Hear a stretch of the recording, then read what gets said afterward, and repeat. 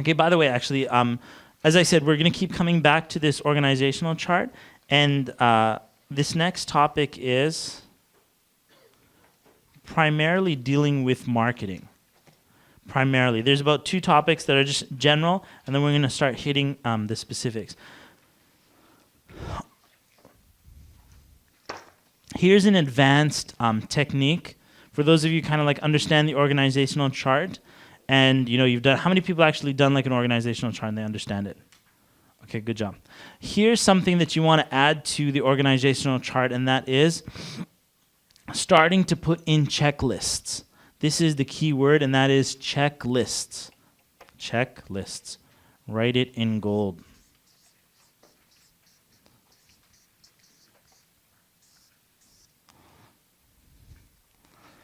Checklists, when you look at a franchise, a company as big as McDonald's or whatever it is, basically there's one thing that runs through all of their restaurants, and that is they follow a checklist of things to do. Right? A pilot on an airplane, when they're about to take off, if they crash, guaranteed there was something on the checklist they didn't check. Right? Or a doctor, for example. Doctors, before they just say, oh, you know what, he has cancer, they have 6 months to die, they have to go through a checklist. You just can't say, I have a stomach ache, therefore it's this and that. You have to go through the checklist, 1, 2, 3, 4, 5. Is it this? No. You've decided all these things. A pilot, when they're taking off an airplane, they're like, check the wings, check this, check. Just back and forth, they're just going check, check, check, check, check. X. Okay, 10-minute delay. This needs to be changed, right? We can't take off like this. When it comes to organizations, Islamic organizations or your business, stuff like that, usually it's like, let's go to the bazaar and sell. Where are the checklists? They don't exist. There is no checklist. So it's like somebody shows up early, somebody shows up late, somebody puts the products in one way, someone puts it in a different way. It's inconsistent. And then the person, the boss comes along and says, I don't like the way things are going. Like, did you tell us?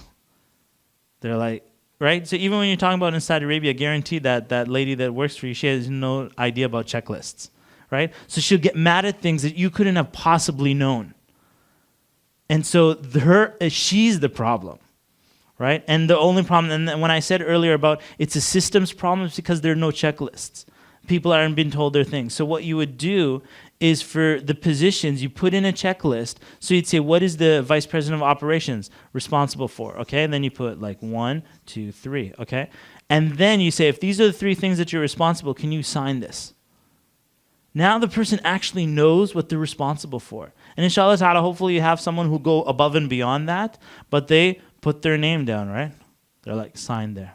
What's the person of vice president of marketing? What are they responsible for? You actually have a checklist. You're responsible for this, this, and that. They've signed it, right? And this person, finance, same thing. They've signed it.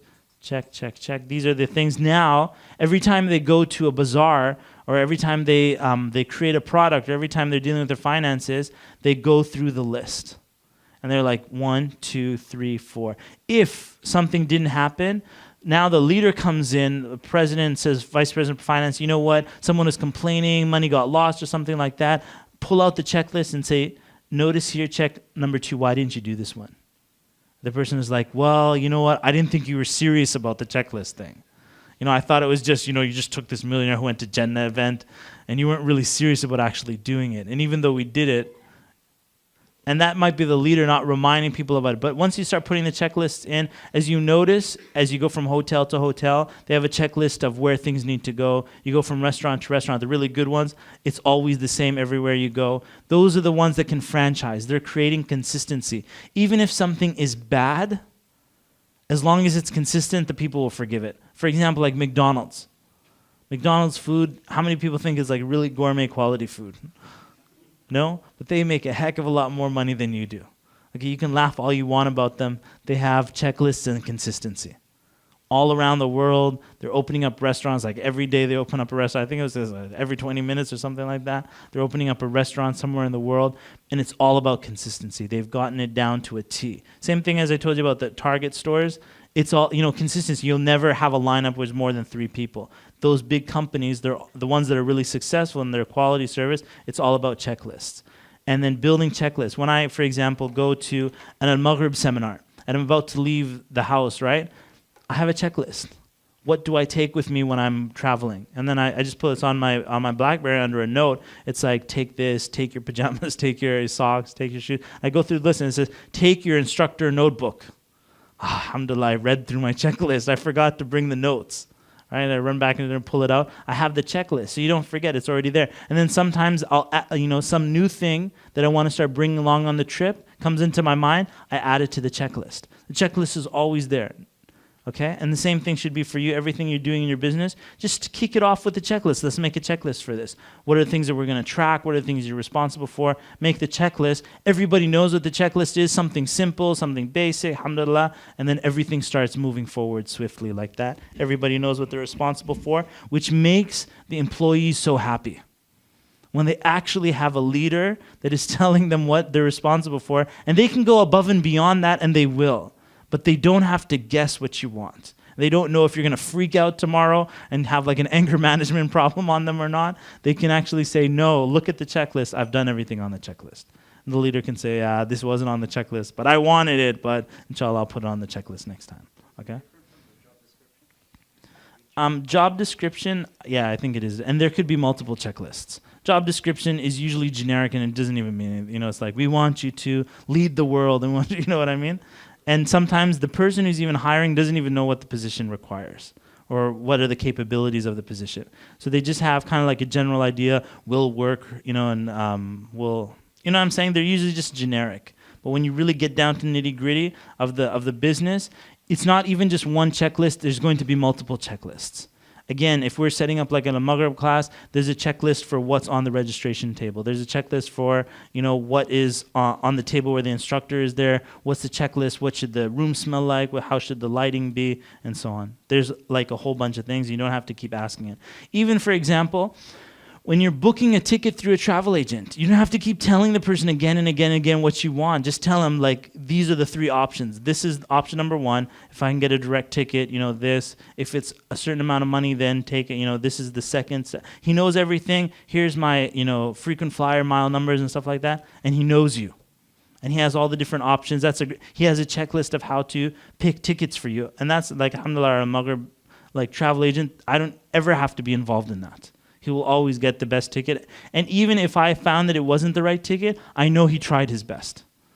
And I would know that if I researched it, I would not find the ticket that I wanted because it doesn't exist. He would have gotten it for me already because he already knows what I want, right? And that's basically based on the checklist thing. Okay, next concept is why your business idea is wrong if you don't consider this first.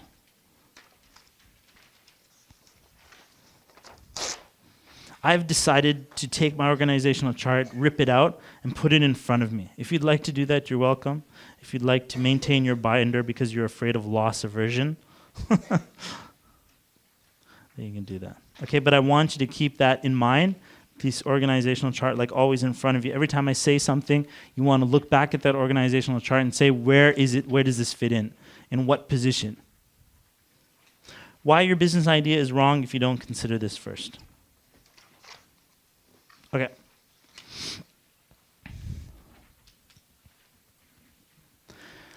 Very often when I'm traveling, especially to the UK, every time someone wants to speak to me, they're always saying, Sheikh Mohammed, can I ask a question?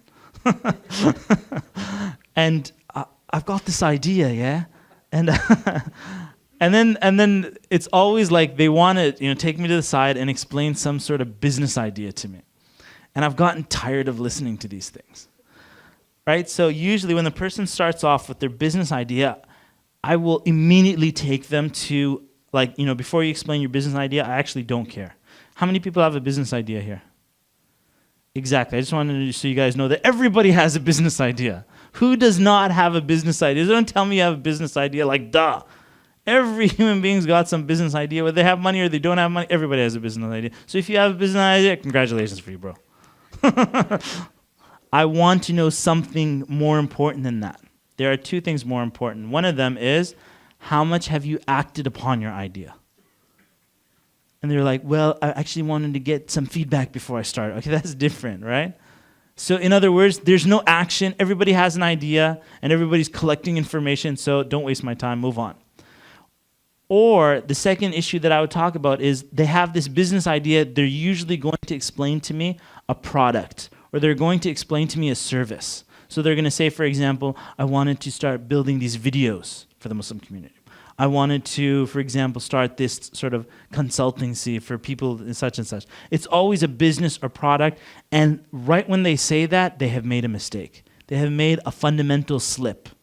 And I'm saying this to you because I know 90% of the people will make this mistake. They will start off by having a great product or a great idea. They have, for example, a beautiful smoothie that they can make, and they're like, I'd like to, share this with the world. Wrong. I have this, I'm, a great babysitter, stuff like that. I want to open like a daycare or something like that. You're wrong. Everything's wrong because you haven't considered one thing first. It's a different way of thinking, but this is what you need to consider first. Who are you going to sell to? Who are you going to sell to? The person will respond by saying, anybody who would like to buy it. Meaning that the who are you going to sell to, they don't care. They just hope somebody buys. You know how many people are going to buy? 2 people. And those are people that are related to you. Right? Nobody's going to buy because you haven't come forward. I remember, in Winnipeg, I grew up in Winnipeg, and they had these, because Winnipeg is freezing cold. This is not even my notes. I'm just going on a tangent here because it was like really pertinent. Freezing cold, and people can go from one shopping center to the other with these bridges that were heated, and inside these heated bridges, they put stores. Okay? So now you're crossing a bridge in downtown Winnipeg. These Chinese immigrants opened up a Chinese crystal shop in one of these bridges.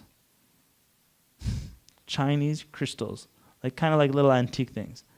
Now, you imagine, when they did this, did they think that, people are crossing the bridge, what's the last thing, what do they want most while crossing bridges? Yeah, if I'm crossing a bridge, I want to buy antique China crystals while crossing a bridge. Soon after that, they closed their business. They went out of sale, right? Bankrupt, they went home. Because people are crossing the bridge, what do they want when they're crossing the bridge? Because the person's not coming forward with, who are you selling to? They're coming forward with, I like this product, I hope somebody buys it.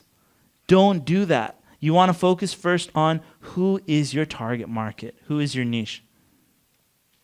If you decide to start with your product first, you have a product, you have a service, and you decide to start with it first, now you have an uphill battle in your marketing and advertisement, trying to get people to even care about this. So for example, you go to an auntie in the community. You say, auntie, I have classes for you where you can learn Islamic inheritance law. Fara'id. Hardcore from the books. No PowerPoint, no notes. You're going to learn it, right? What does she say in response? She's like, I want to get my daughter married. Do you know any good brothers for my daughter? Or something's on your mind and something's completely on her mind. No, come to the Maghrib. We'll teach you fara'id. It's like, really, I want to get my daughter, at Maghrib, can I get my daughter married? So now she's starting to think, like, maybe, possibly, we can find someone up at the top of the room looking down on the brothers, stuff like that. We could possibly find him. So you see that there's something in her mind completely different. If she's your target market, you say, you want to start off first by not saying, what are you going to sell, what's your product? You're going to start off by saying, who's got money willing to spend? And then you say, okay, it's going to be aunties in the community that you're going to send to. Desi aunties whose husbands are doctors. What do they want? How about this? Just an idea. What would they like?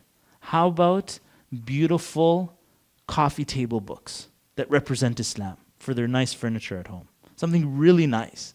Something a couple of $100, but you totally lay out their coffee table. It's like the best. And as soon as one of them shows it off, then the other's like, where'd you get it from? And then they can show it off. And now you've got a business. And it totally hits the market because you know who you're dealing with and what they want. And you go and get that and you bring it to them.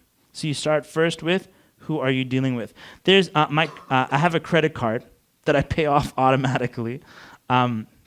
So if you do have a credit card, that's what you want to do. Nobody's paying manually. You basically just automatic pay. The credit card follows my purchases. to the, obviously it's a science. They know me. It's a computer that knows me. But here's the thing. This is so brilliant. I love it, like when people are intelligent, like credit card companies, right? They sent me a coupon just a little while ago. They said, get $45 off when you stay at the Weston Harbor Castle in Toronto. And you'll get this coupon so long as you use it before March 30th, 2009. I'm like, what the heck's going on, man? They're like spies on me. And by that time, you know, there was no connection to our booking. They didn't know it was me that was booking the place, right? They had followed my patterns. They realized that in this month there's a Maghrib class going on, or, you know, how the credit card is used to book hotels. And so following my patterns, they then came to me with a coupon that exactly matches my pattern. And this is not the hotel sending me this. This is the credit card company. So they're like, if you go to the hotel, then don't use any other credit card. Use our credit card to book the hotel, because they're going to make money off of the hotel, right? So they know their market down to a T, and the same thing for you. When you're dealing with people, know their habits and what they like. If they're going down this stream, it's like a river, and everybody's going down it, you go further down the river and stand there waiting with life preservers. All right? Exactly what the people need. And as time goes by, they're going to need this product. You know them. At some point, they're going to need this. Here it is. And you're ready and poised to give them what they need. Other people, what they do is everybody's going down a river, and they're going in the opposite direction, saying, stop swimming, come out, and let me sell you, you know, Chinese antique crystals. Like, what the heck are you talking about, man? Who wants Chinese antique crystals? Once your market gets bigger and bigger and bigger, you have to focus more on your niche, right? Do you guys say niche or niche? What would you like me to say? I would prefer to say niche. Does anybody say niche? Okay, good. Only a few people. I will say niche from now on. The whole world says niche, except the Americans. Niche rhymes with rich. Okay. The bigger the audience, the more specific you have to get, right? So in the olden days, you had General Motors. And in the olden days, you had General Electric. And I think in China, for example, you have Mitsubishi. It has like 500 companies that are Mitsubishi. Mitsubishi restaurants, Mitsubishi, right? They just went crazy. That's the olden days. Now, if you go to like a place like New York, where everything is available, they have stores just for white furniture. There's nothing in the store except white furniture, right? You've seen, for example, the party stores. Stores that are just party products. If you're having a party, come to our store, right? You can go to like Walmart or something like that. They have a section like that, but it's not like the party packagers, or it's not like those type of stores. You go to that party store, and they've got aisles and aisles of things you can never imagine. So you've gotten specific, but you've also gone wide, right? You've picked your niche, and you've started with them first. Who do you want to sell to? And then you start providing. Now you can start giving more products, more things like that within your niche. So, for example, Naeem has a business that we'll maybe focus on a little bit. Naeem has a baby blanket business. Okay? Did you check with the mothers before you started the baby blanket business?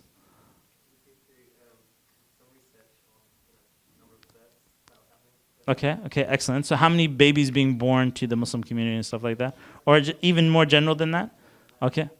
So you want every baby would buy from you. Okay.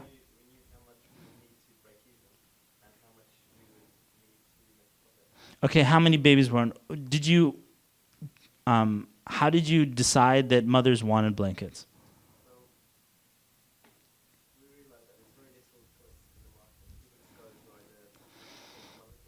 Okay.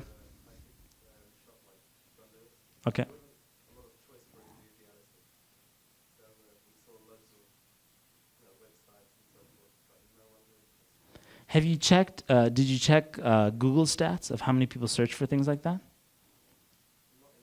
Okay, so here, let me give you guys a tip right here to figure out your niche. Actually, Bilal once asked me like a question about like, how do you know what products people want? And he's like, what questions should you ask them? As soon as he sent me that chart, I said that this is so 1970s. Like, the world has changed. You don't go around with surveys anymore asking people, what would you like? Now you can see organically what they're already searching for. So you have something like, this is a website called Word Tracker, wordtracker.com. Word Tracker will search, will present to you, and in fact, I have a yearly subscription. It's like $300 and something for yearly subscription to Word Tracker. It will tell you what people are searching for. So let's suppose Naeem went to Word Tracker. Have you ever been to Word Tracker? Okay, if you went to Word Tracker, from my experience with it, you're going to get rocked when you go on Word Tracker. Type in baby blanket and how many people are searching for it on Google and MSN and Yahoo and stuff like that. You will find, for example, there might be 27 people searching up that term on a daily basis. How many competing websites for that? It'll be something like 1.5 million competing websites that have the terms like baby blanket. So you now see, for example, I'm just giving an example. You can actually check the real numbers. If 17 people in a day are searching for this topic, and you're competing with 1.5 million websites, what are the chances of you really hitting this market?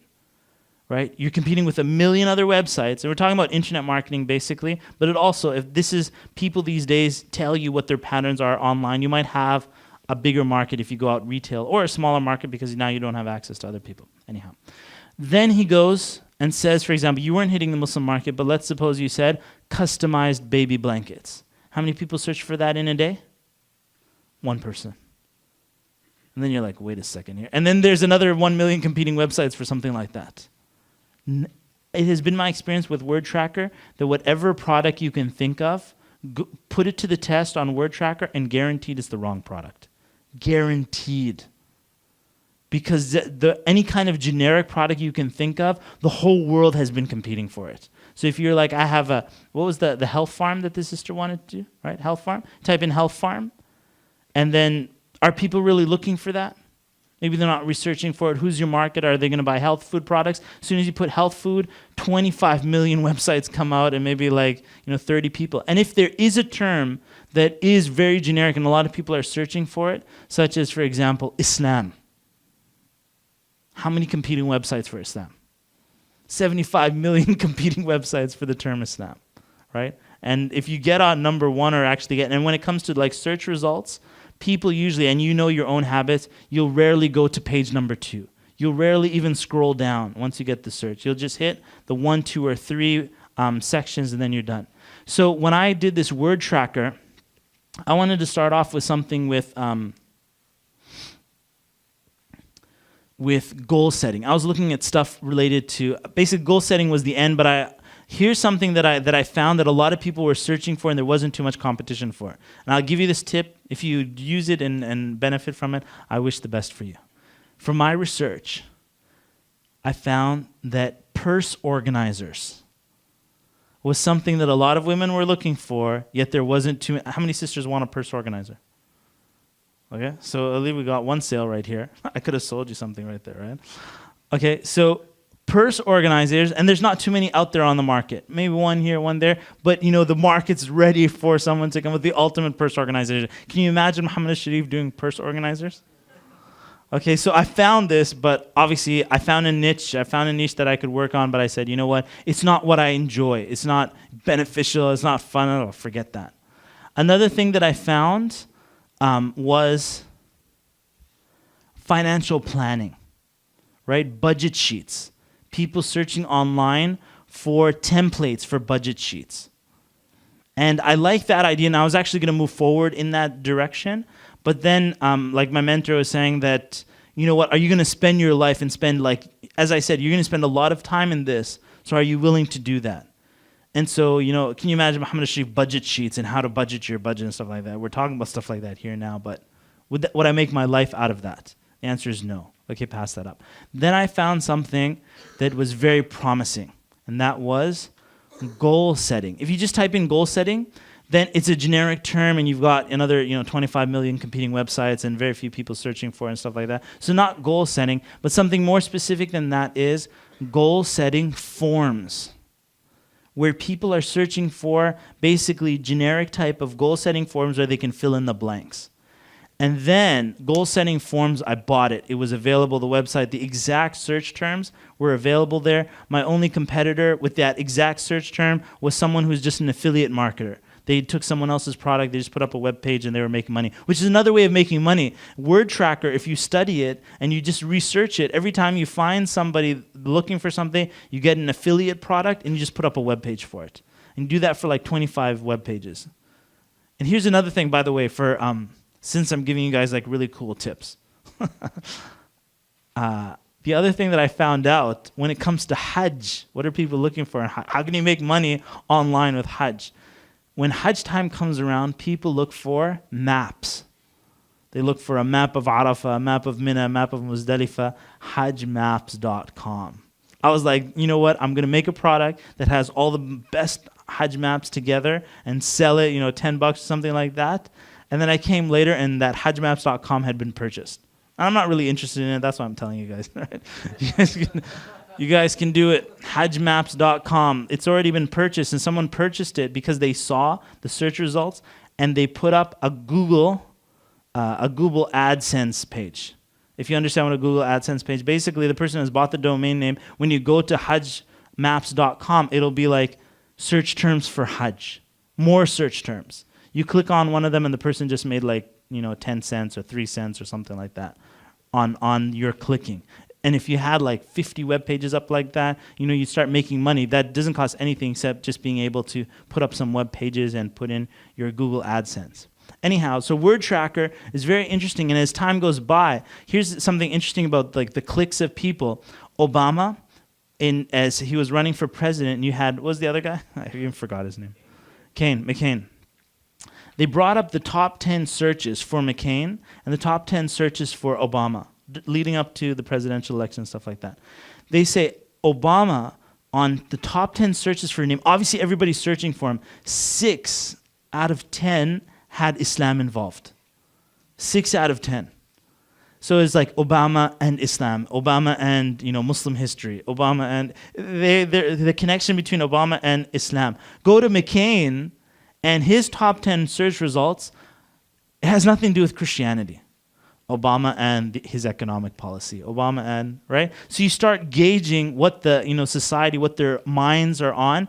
Basically, the concept is this: you are what you click, right? Nobody can fake those. That's like, the wisdom of crowds, as they say. Like a whole bunch of people have come together, millions and millions of people come together, and these are their organic, generic clicks. They are telling you through the clicks, if you can understand the numbers properly, what they want. And again, if you've ever put the term Islam or Muslim connected to any product that you have, the number of people clicking on it will be zero. You just mention any product, yarhamukallah. Any product, and you're like, it's Muslims and, babysitting, like 0. Who goes on Google and says Muslim babysitters? As you can see, now you're dealing with something. Now in the online market, which is gigantic, what do you do? Okay? So I decided between the different things that I wanted to do, I took goal setting, and I said goal setting forms, that's what I was going to start with. I built up a goal setting form, had like a database, and everything was going good. Now a pivotal decision came. And that is, should I make my web page generic and use basically like just a discover you name, which it doesn't really tell you if it's Muslim or non-Muslim? And should I, all references to Allah, like take it out, anything about Islam, take it out, and just basically say, here's my goal setting. I decided, forget the market. I will come forward completely. I'm Muslim, look at me. I'll even go and put a picture of me with a kufi on. So what that did was made my market a Muslim market, right? Of course, non-Muslims can purchase, then they have access to it. But typically, a non-Muslim, if they stumble on our webpage, they would say, this is not for me. That's just the nature of the way thing is. So I'm giving something up, and you realize you're giving something up so that you can gain something. Now you have all these Muslims who are basically like young professionals, they've graduated, they have a business, they start accumulating some money, they get into a marriage, now they have some problems, they're depressed, their midlife crisis hit in, and they don't want to listen to the non-Muslims. They go to the non-Muslim, they don't hear anything about Allah subhanahu wa ta'ala, they just hear like generic, set your goals, reach for the top, stuff like that, and they're like, what the heck, man? right? And they're in a non-Muslim atmosphere. There's women sitting beside them and stuff like that. Music's being played. And this is a good practicing Muslim. And they've compromised their deen just to learn these goals. What are they going to benefit from that? All of a sudden, along comes Discover You. It's perfect. It's exactly what they've been looking for, right? They're interested in personal development, but this is the Muslim side of things. It became a niche. Now, when we do things, now we're studying our market exactly. What do the people want? Surveys and different things. We do different events. We start tracking, for example, if we do a webinar, how many people came to this webinar at the same time, how many people came to a different topic webinar. We notice that the issue of finances, there's more attention paid to this, let's do more of that. We do something related to emotions, less people are interested in it. Okay, they're not willing to really dive into it. Maybe they need it in a different form, for example. But you start moving left and right with the direction that the crowd is moving in. Not you're trying to force the crowd into a direction, but you're looking with them. They go left, they go right, and you're also going left and right based on what's on their minds and what they need, inshallah ta'ala. So what you just saw there in that example is that I did a mixture of both. It wasn't just the market and I just gave them whatever they wanted. I did a mixture. So I had the market, I knew that, but then I came forward with a product that nobody really said that they wanted. Right? I knew in general people wanted goal setting topics, but not necessarily that they wanted Muslim goal setting. And so I just took it and chose my niche and just went forward from that. When I started doing products, I started off with an ebook, and 10 people bought it. It's not that successful, not that profitable. Then I did like a mentorship program that was online every month. It was like $47, something like that, for the whole thing. And I found that it was more profitable. And I liked it. And then you started going into, seminars where I was charging like $10, $20 per person. And you know what? It was good, but it's a lot of effort involved. And then we went a little bit more expensive to like 200. Alhamdulillah, there was a good experience. Then we did like the certification. Alhamdulillah, like great success in the certification. We started doing more of the certification. As you can see, every time we do an event, someone will say, when is the next one coming? I'm like, the next one is dependent on the success of this one. Because if this one is successful, then we then choose afterwards which direction we will move. It was sort of successful, kind of successful. Then we ask ourselves, do we want to continue with this? We're letting the market. Now someone will say, no, I want to know what I'm going to be doing for the next 5 years. Should I pull out the certainty chart again for you? Right? And that's typical employee mentality. They want stability. They don't want anything to change. They don't want maneuvers. They're just like, let's tell me what I'm supposed to do and just let it end like that. That's not a dynamic company, right? Of course, you're going to need some stability. You might make the plan for the next 6 months and stuff like that, but you have to be ready and able to shift when you can. And those are usually, the small companies, they have that ability to do that. Once they get big and a union becomes involved in all that stuff, now they can't move. They're like a big dinosaur. The market has shifted and they collapse because, people are basically chewing them aside from underneath them. You might have something to understand. So let's suppose Naeem went on the website. He found people searching for a product that looked promising related to blankets. And they were like, for example, Egyptian cotton blankets that were personalized. Not baby blankets anymore. It was like Egyptian cotton. But he actually saw, there's a market for this. And then you might find that there might be a lot of people searching for something, but they're not willing to pay, such as the Muslim market, right? So you might actually find a lot of people need help to, find husbands for their daughters, for example. Are those aunties going to pay big bucks for that? Like, go up to an auntie, give me $500, I'll find a husband for your daughter. Would she pay? Would she? Yeah, she would pay, right? Okay, so we have a different market there, right? I don't know about this market. She'd be like, inshallah, right? So it depends. And actually, so Atiq's involved and stuff like that. Who is paying? Is it the aunties paying it, or is it the person themselves?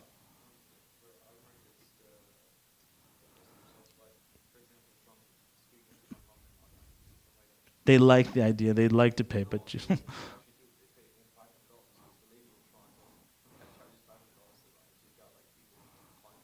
lining up. But okay, which actually brings us to another thing. They're not paying online. They're paying in like on site, which is actually another tip. An advanced tip is like I told you about checkout and make it easy for people to pay. Give them alternate payments. So if you only have online business, that's great. You might have another 15% more profit if you gave people a chance to pay by phone, for example, and give a chance for people to pay by check, by mail. As you add a 1-800 number, as you add those different options, people pay in different ways. And you'll get another 10%, another 5%, another, and so on. It starts building up from there. Okay, here's a search term that people use that you'll find lots of people looking for, not too many people responding to this, and that is yellow pages type of search terms. So everybody's always looking for halal restaurants in Toronto, right? Halal restaurants in Toronto. And you'll find a whole bunch of people searching, and everything you look up, you start finding that they're looking for addresses. Or you find someone else, a whole bunch of search terms related to weather. So, Toronto weather or Ottawa weather, something like that, right? Is someone who's looking for the weather, are they willing to pay for that information? No. Even though there's so many people searching, nobody's going to pay for that. Someone says, I'll give you $10 for that. I'll give you $10, and I'll give me $10 and I'll tell you the weather. And they'll be like, the link right underneath that, they got the weather. Halal restaurants in Toronto, it says, sign up for a monthly membership to get halal, restaurant information. Like, just to get it. Yeah, and all of these things, right? The person's not necessarily willing to buy, so you have to say, just because they're searching for something, you might actually launch a product, and they're not willing to pay anything for it, which will lead us into some other topics about the funnel. And take someone who's interested in one thing, and they usually want something free, searching online, and then you can take them, move them forward into products that they can purchase, inshallah ta'ala. All right, I'll give you a 10-minute break. 10 minutes.